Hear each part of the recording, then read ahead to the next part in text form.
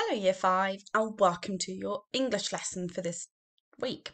So we are going to continue on with the English work that we were doing before half term, okay?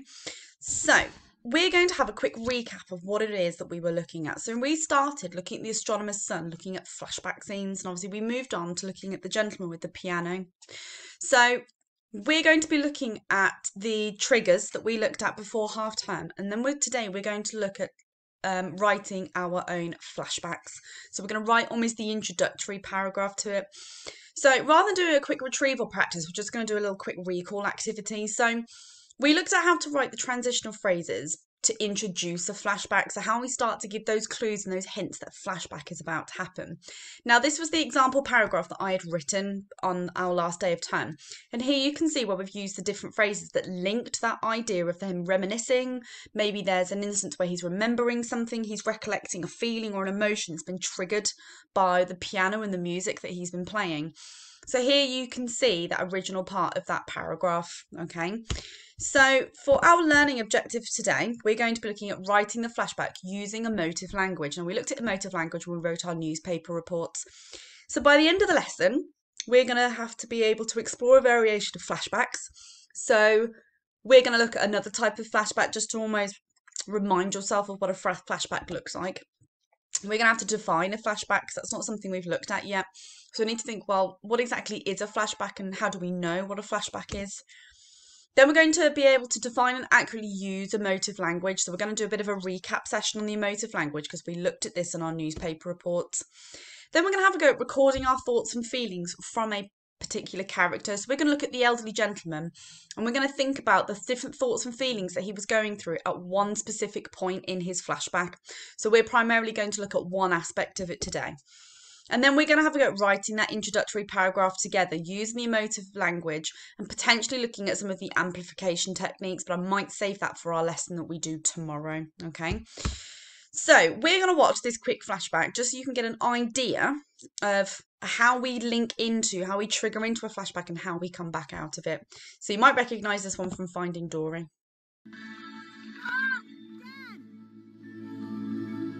Okay, Cupcake, now count to 10. 1, 2, 3, 4. You're welcome. Who are you talking to, Cupcake? My pen pal, Destiny. Mom? Dad?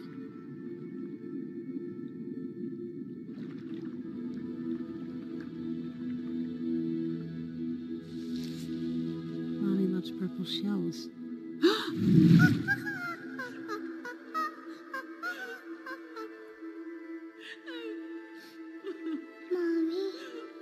What's gonna happen to her?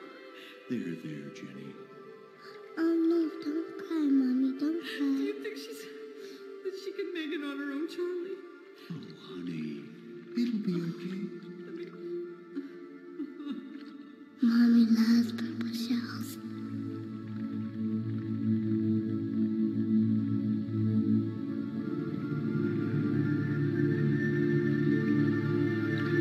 Dory! Mommy? Parents.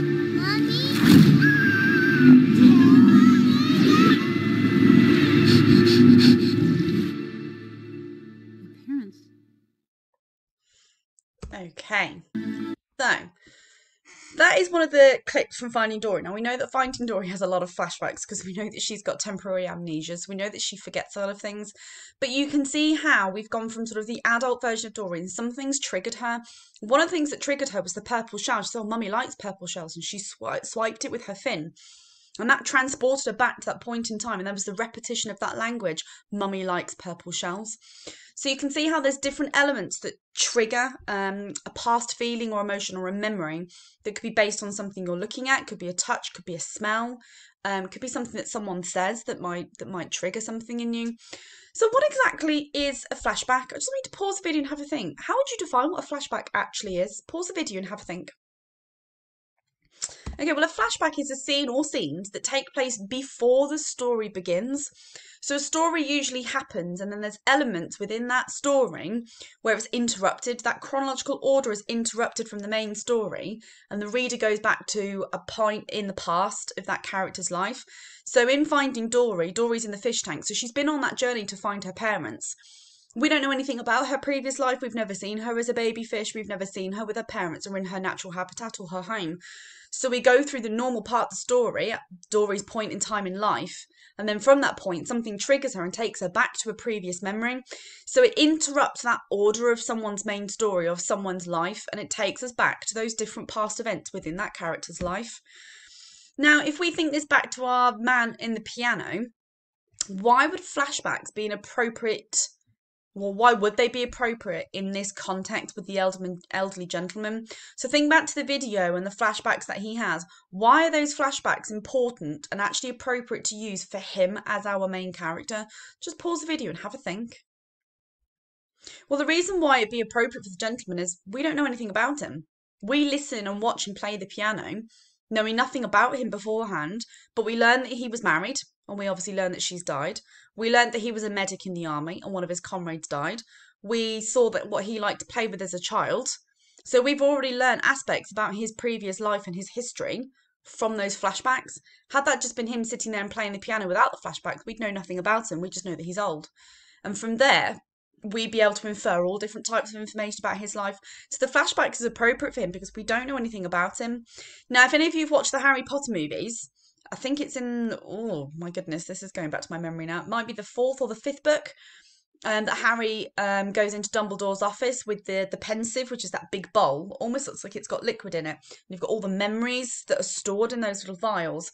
And he goes back in time to when Voldemort, or he who should not be named, was a young pupil at Hogwarts.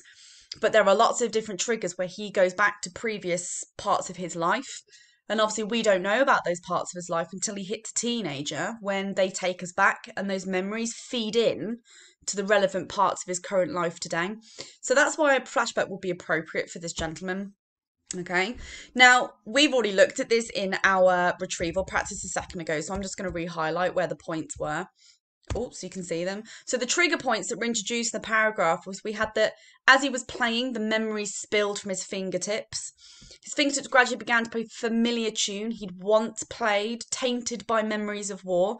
So we're linking into that idea that he's about to flash back to a point in the war. We've then got the melancholy music beneath his fingers. He found the thoughts drifting to a time when the prospect of death was too close. So we're linking back to a memory or thought process where he's going back to a past event where he nearly died. So we're then going to focus on that bit today. So in order to get that kind of emotion for you as the reader, we need to think of the different emotive language that we can use. Now, can you remember what emotive language is? Okay. Well, let's see if this triggers it for anyone that didn't know what it was. So we remember this picture of this little puppy. So after Christmas every year, there are thousands of abandoned puppies left to wander the streets scared and alone, and only your support can rescue them. So it means to use the words that create an emotion. Now I wonder if you can spot what the words are in this paragraph. Okay, so thousands of abandoned puppies. Now in your head you're thinking of all these little teeny tiny black labs, or in my case teeny tiny little Dachshunds or little tiny toy poodles, sat there abandoned, left to wander the streets scared and alone. That's triggering that thought process in your mind already of a tiny, tiny puppy, like out in Birmingham, on their own, just wandering the streets. And then it has the guilt effect of only your support can rescue them. So if you don't do anything about it, those puppies are going to stay abandoned on the street and they're going to die eventually. So it's all those different words and phrases that are going to elicit an emotion within that reader. It's going to make them feel a certain way. So we're going to focus primarily on this part of our gentleman's flashback. So this is where he goes back and he recalls being a medic in the army. And he goes through that scene where he's waiting there with his comrade. And all these flashes are going off. So we've got to do a bit of setting description of what they can hear, what they can see, what they can smell. So we're going to recap that from one of our other lessons. And then that prospect of that comrade dying in his arms. Okay, so that's the element we're going to focus on today. So what I want you to do is I'm going to show you an example of each one first, and you should have a copy of something similar of this at home or at school in front of you. We're going to have a sit and think about what his thought processes might have been when he was in that particular scene. So this element right here is what we're focusing on. So what might his thought processes have been, and what might his feelings and emotions have been at that point in time. So I'm going to model example of each of them to you, and then I want you to have a go at filling them in, and then I'll show you what I came up with, and we'll see if we can magpie some ideas off each other. So one of the thought processes I thought that he could be thinking of was he was too cold and tired to fight, but he knew that they had no choice. So they're sat there behind this wall, there's gunfire, there's bombs going off, there's people running around with rifles. Death is imminent, or imminent rather, if they don't do something about it. He's cold, he's exhausted, he's tired, but he knows that he doesn't have a choice. That's when the adrenaline kicks in, when you're in that fight or flight. Remember that fight or flight situation I was talked about in our PDW lesson? You either flight, which is you run away from the situation, or that adrenaline kicks in, you fight and you stay and you see it out. So two of the feelings and emotions I thought it could be frightened. It's not a particularly pleasant environment to be in, but also exhausted. And sometimes you have to muster up that energy from somewhere, because at this point in time, it's a life or death situation that he's battling against at this point in time. So he doesn't have time to be frightened or time to be exhausted. He's got to escape. He's got to run away somehow, and he's got to get out alive. So what I want you to do is pause the video, and I want you to see if you can fill in some of the thoughts and feelings and emotions on your sheet that he might be going through at that point in time when he's in that life or death situation. So just pause the video, just give yourself 2 minutes and just jot down some of those ideas. Okay, so I then went for, was worried that he may never see his family ever again. Okay, he's in this situation, he could die in a minute and he's not going to know, he's never going to see his family again. So I then thought that he might be feeling terrified and fearful for his life, but also fearful that he's never going to see his family again. I also put that he knew that the only way out was to run.